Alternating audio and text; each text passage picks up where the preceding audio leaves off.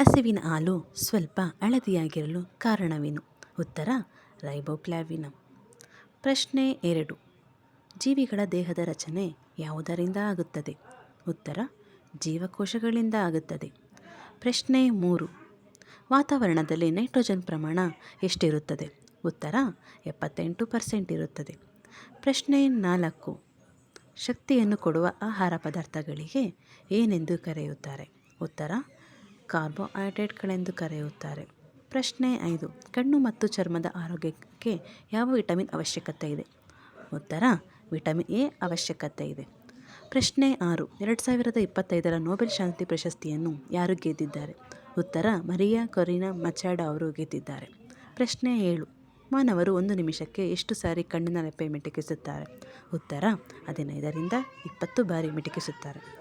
ಪ್ರಶ್ನೆ 8. ಮಾನವನ ಮೆದುಳಿನ ಗಾತ್ರ ಎಷ್ಟಿರುತ್ತದೆ? ಪುರುಷರಲ್ಲಿ 1400 ಗ್ರಾಂ, ಮಹಿಳೆಯರಲ್ಲಿ 1300 ಗ್ರಾಂ ಇರುತ್ತದೆ. ಪ್ರಶ್ನೆ 9. ಜಗತ್ತಿನಲ್ಲಿ ಎಷ್ಟು ಬಗೆಯ ಸಸ್ಯಗಳಿವೆ? ಉತ್ತರ 3,50,000 ಬಗೆಯ ಸಸ್ಯಗಳಿವೆ. ಪ್ರಶ್ನೆ 10. ಪ್ಲಾಸ್ಟಿಕ್ನ ಜನಕ ಎಂದು ಯಾರನ್ನು ಕರೆಯುತ್ತಾರೆ? ಉತ್ತರ ಜಾನ್ ವೆಸ್ಲಿ ಹ್ಯಾಟ್ ಅವರನ್ನು ಕರೆಯುತ್ತಾರೆ.